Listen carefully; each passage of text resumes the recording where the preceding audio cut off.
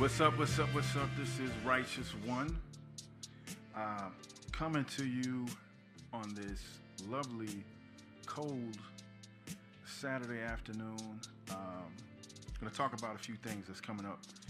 The EP project called Masterpiece. That's hashtag Masterpiece, and Peace is Peace. And the meaning behind that is just kind of taking a journey through my 50 years of existence and putting together a series of like EPs. It's 7 tracks on each EP. There might be, give or take, something else might happen in between now and then. The first group of songs is going to come out the 28th, so next week. So they'll have, you'll be able to listen to at least, I want to say, I have Grandmaster, I have Poetic Justice on tap, I have Faith, and Can't Give Up Now. I want to say that I think that Grandmaster, Can't Give Up Now, and Have Faith will be the first 3. And the significance of those is just like a positive vibe and also just some kind of, like I said, life lessons, like things that I've experienced throughout life. And I just want to take some time to share, what it means to overcome some things, struggles and triumphs and things like that. So in this, I'm going to do a lot of just kind of giving you backstory on what kind of got me started in the arts and what got me to putting together this particular project. So, as I mentioned, 50 years. So I started out in the South, born and raised in New Orleans, and there was a great deal of what you would call childhood trauma, abuse, and things like that coming up in my early years, like maybe from, I'd say, my first 5 years or so, 5 or 6 years basically. And so my father, who was in the military, that there was a lot of stuff going on, just like not just discipline. We talking, marks and we talking, just a lot of dark stuff, and to like even my mother caught some of that to the point where I could be in the next room and it sounded like my mother was getting thrown around the room, basically.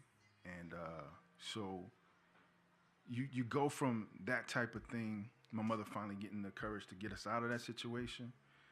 Also have a younger sister. My younger sister didn't experience any of that trauma, but she had her own set of traumas of not even having any memories of my father because how early we, had to separate from him in her life. So go from that, kind of fast forward to about, I want to say I was 10th grade, about to turn 15 maybe. My father would have been turning 36. And so it was approaching his birthday, early February, actually. And we got this letter because we had not heard from him. We tried to reach out to him, happy birthday type of thing. Because we had got to the point where at least things were cordial. We could talk. At least about 10 or more years had passed from the trauma to, trying to put together the pieces of repairing all of that trauma, basically. And leading up to that time, towards his birthday, he was even sending me like, there were pictures. There was like, he was in the martial arts, who was sending me certificates and his black belt and all that kind of stuff. And I didn't quite get what was going on. My mother kind of understood, and she was kind of upset because she could kind of feel like, like people kind of give you stuff to remember them by when they're about to make a decision, you know what I'm saying, to not continue living. And that's basically what happened. We found out a couple of days after what would have been his 36th birthday, we got a letter basically saying that he was done with life, and by the time we got it, he would be gone. And because of his mental disabilities, basically he was unable to work, and pretty much the only thing, I guess he came down to a choice of it comes down to, can I provide for my family? And he couldn't, and his benefits would double if he was to die, and that's the decision he made basically. Um, so finding out kind of, I didn't quite understand exactly what was going on at the time, but what I did start to find out about my father was his love for arts. I saw pictures of him playing piano. I saw poems in photo albums, and I came across a poem that was basically about me, introducing me to the world, and that how he was, like a sense of pride, and that I, was some sort of hope, and for the future and things like that. And so when I discovered that inspired me to try to connect to him in a way that would kind of maybe erase the trauma, and build a foundation of something, positive, I guess. Like I said, all I knew I was just writing out feelings, and a lot of it was, dark, and, based on what I had as a foundation, you can maybe understand that. So that's how poetry came to me. That's how writing my own works came to me. And, so with that, there's a piece that developed much later in life, because it really didn't hit me. His loss didn't hit me as hard at that point until I got about 18, got ready to graduate, or I graduated high school. Was like, all right, what's my next move? Like the time you might talk to a father for advice, that's when it hit me. That's when it really, I broke down like big time. Like that's when it hit me. And, there was a period of adjustment, that I had to, one, make a decision that, well, since my father isn't here, I got to do the best to take the good pieces out of the uncles and family friends or whatever that were around, to kind of piece together what I consider to be, hopefully a decent, good man, basically, So I had to try to teach myself from like I said, the good pieces of the people that I was exposed to. And so about age 23 is when I started to develop this piece that was going to kind of release that, and it was called My Pain. And that'll be coming in the EP series a little bit later on. But that's like one of the first things that I wrote to capture that period of time, and to like I said, just kind of share it, release it, let it be known that it's okay to show emotion as a man. Sometimes you have to release, because if you don't, carrying that will just tear you apart, break you down. You'll shut down. You won't be able to connect with people that mean you good. Like you won't know a good connection when it's there. You won't recognize it if you don't like express things to let people know when they upset you, when they hurt you, that type of thing. So that's where My Pain came from. And like I said, again, that'll be on a later part of the series. What I have coming up now, like I said, Can't Give Up Now. That kind of is me kind of looking back at the whole thing from like age 50, and then looking back at all of my life, and I touch on a bit of the just I mentioned the trauma, the part my mother had in my life, and shaping my outlook, the bond that my sister and I have, and of course I mentioned my wife. How just basically I feel honestly that if not for me meeting her when I did, I could have very well been headed down my own path of destruction. Maybe not to that extent, but just a real bad, dark place where, I'm deep in depression. I could definitely say that, because, You know, that's it's real when you're working through things and then you feel like maybe there's a place you should be in life and you're not quite there yet and you don't know how to get yourself out of where you're at. You're trying to still climb and pull your way up out of it. So, um, you know, I can't give up now. Just basically, I've come too far to turn around, so I can't give up now. And so that's part of the refrain and chorus. So, in that, I not only talk about just the life itself, but I break into the second verse goes into the arts, and then basically how sometimes I might still question myself as to why I do what I do. You know, you can see I'm definitely aged. You can see that I'm not a spring chicken at all, but I feel like I definitely still have a valid contribution, you know, which is why I still do what I do. It's not really about competition. It's more about, like I said, expression, connection, collaboration. And if there's people that I have resources that I can help out along the way, that I can, you know, shine some light on and help develop, that's something I'm usually down for, you know, anybody that's willing to work with me. So yeah, can't give up now is just kind of like just saying, like, no matter what the age is, if you still have something to say, you have something to contribute in the arts world, then go ahead and do it. Don't let anything kind of stop you from that. Yeah, because it's important. Everything you have to say is important. You don't have to think like, you know, if you took the time to develop your mindset on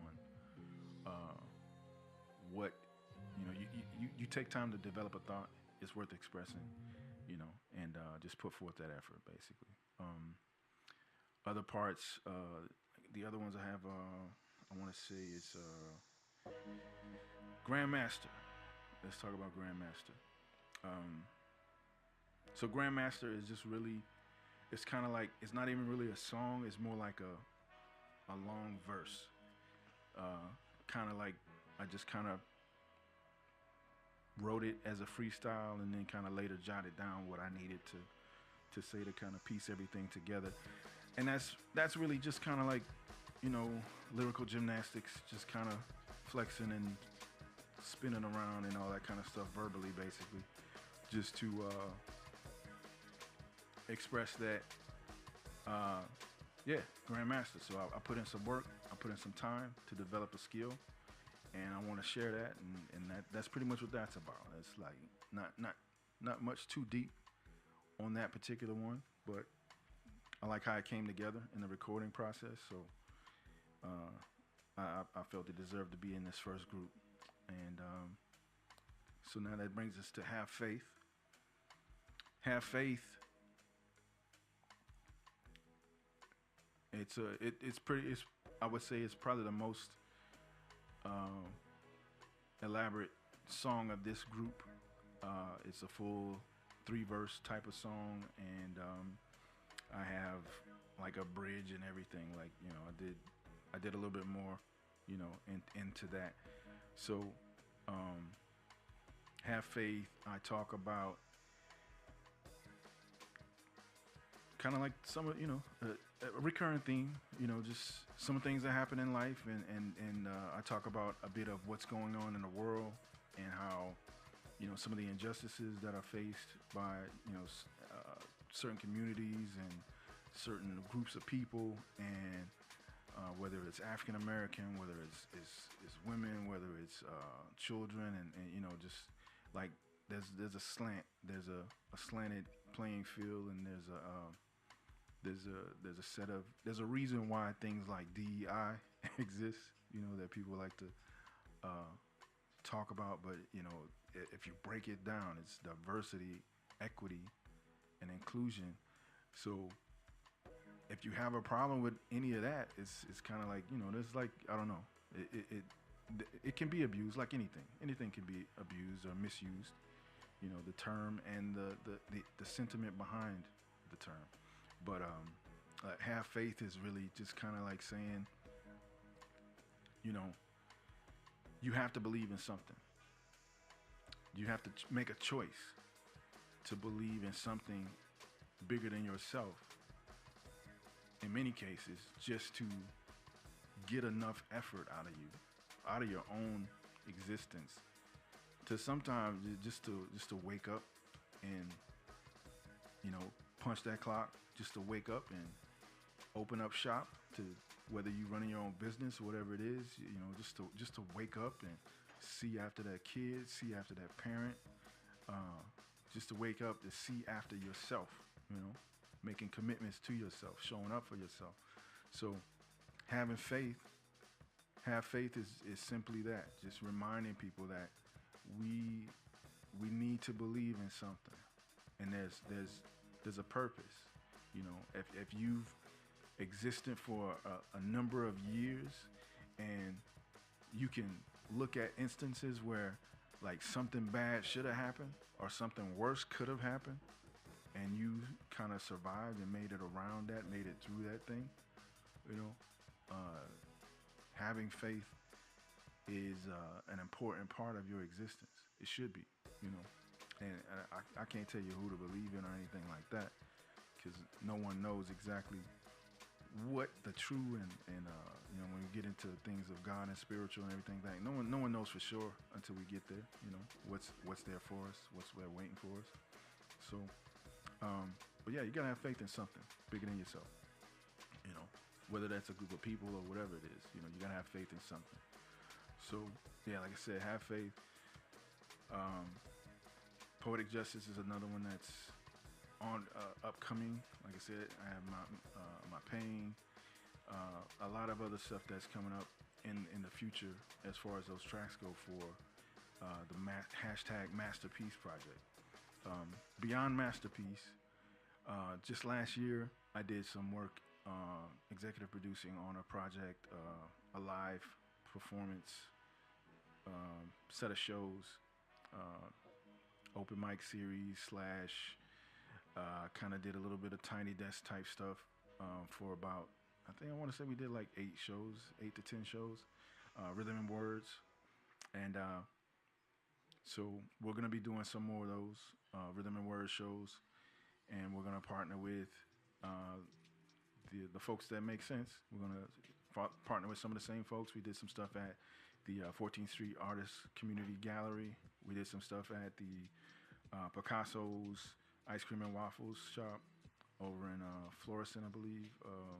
And also, we did some work at the Kransberg Arts Foundation at a couple of their spaces. And so we'll do some of the same, and we'll expand into other stuff. Maybe get over to the east side as well.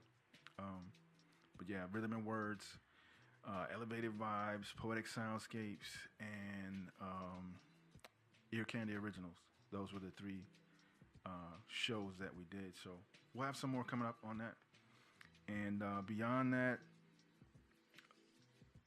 you know, beyond that, I'll probably get back into some of this type of stuff, sitting down, content creating, podcasting, because I have some stuff that I did 2 years ago where I sat down with a bunch of creatives around the time when COVID was ending, when the lockdowns were kind of ending and people were just kind of getting back out and circulating. So I have some audio and video from those conversations that I'll put out in some sort of good, nice format and kind of revisit with most of those artists. I think we had like 20 episodes altogether. And so I'll revisit with a lot of those artists. We'll talk about their state of mind then versus now, and some of the growth, and you know, some of the struggles and things that they might still be going through, and things that they might have overcome between then and now. So that is the Spitters and Scribes Right for Life podcast, and so that'll be coming up as well towards the end of the year. Yeah, pretty much. Beyond that, I don't have a whole lot more that I think needs to be covered after this. I'll be getting back out into the scene a little bit more this year. So yeah, I'll be performing in a couple of places. I have an event tonight I'll be performing at. And other than that, yeah, it's like I'll say that, you know, it's important to keep creating. You know, I consider myself a weapon of mass creation, and so um, I can create myself out of any type of bad feeling, basically. Whether it's sitting down and making a beat, whether it's sitting down and listening and starting to write, you know, um, collaborating with other folks and getting ideas and just coming up with a creative project. You know, it's something that you have to find your space, your way to grow and move. So, like I said, for me, creating something, starting it, working through the kinks, fine tuning, uh, creating and tweaking every aspect of it, and making it grow into something that's worth sharing with a larger group of people. So yeah, so take that time, do what you can do. Um, all right. Beyond that, I'll say I think we have enough to